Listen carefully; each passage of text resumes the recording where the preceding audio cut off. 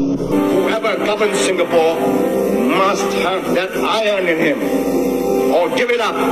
This is not a game of cards. This is your life and mine. I've spent a whole lifetime building this. And as long as I'm in... This is Kuan Yew, the founding father of Singapore. I am totally against African democracy, and I always challenge people that no third world country out there has developed with democracy. And whenever I challenge the public, people keep mentioning Singapore. Today, I want to prove to you that Singapore didn't get to where they are today with democracy. This guy, he ruled Singapore with an iron fist. America tried destroying Singapore through the media, but Kuan Yew never allowed that to happen. So I'll be playing videos of Kuan Yew in his own mouth. He said this. So in part 2, I'll play videos of Kuan Yew telling us how America bribed Singapore officials for them to destroy Singapore, but he intervened and stopped it. So to those of you who keep telling me that America allowed Singapore to develop, so Africa is not developing because of we Africans, why is Singapore developed? Why is America not targeting Singapore? What most of you fail to understand is America tried destroying Singapore, but this man is the real hero. When this man was in office, the Western America called him a dictator. They called him a dictator because he refused to allow the Western America infiltrate through his political system. They called him a dictator because he refused to allow the Western America destroy his country. Africa needs leaders like this, strong leaders who can deal with both internal and external enemies. That is what Kuan Yew did. He dealt with the internal enemies and the external enemies. That is what we need in Africa. Why do we even change leaders every 4 years? This guy led Singapore for a very long time. If Africa wants to develop, we must develop a different system of governance, allowing good leaders to lead us for a very long time. Why do we change leaders every 4 years? Changing puppet after another puppet. It doesn't make any sense. In some cases, you get a good leader, but the leader have only 4 or 8 years or 10 years to lead you. Then you bring in a useless leader. The Western America developed this 4 years democracy or whatever, or they impose it on us just because they want to change leaders every 4 years. When you have a good leader, they have 4 years to prepare and kick out that good leader and bring in a useless leader. That is why they impose this whole democracy nonsense on us, and Africa must change this system of governance. Listen to what Kuan Yew said. We get millions of views every blessed week, over 5 million views every blessed month.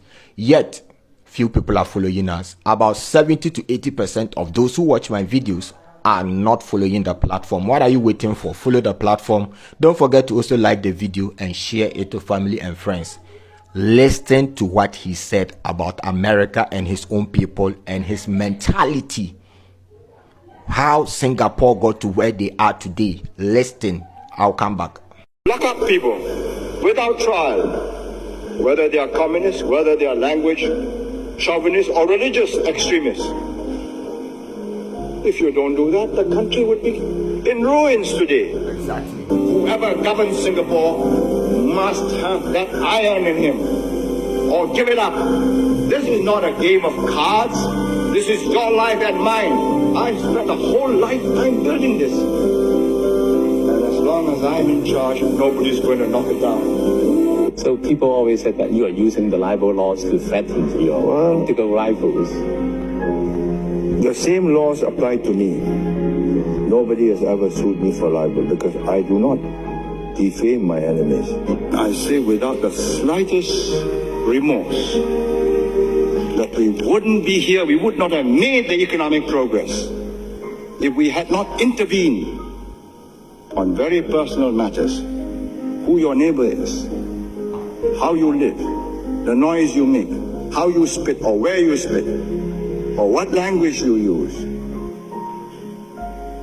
Had we not done that and done it effectively, we would not be here today. If you keep on mocking your leader and poking fun at him every day, and he has no right of reply, it is very difficult for him to command your respect. What are our priorities? First, the welfare, the survival of the people. Then, the democratic norms and processes, which from time to time we have to suspend. I ignore polling as a method of government. I think that shows a certain weakness of mind, an inability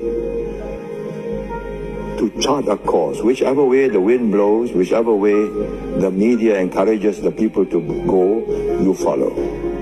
You are not a leader.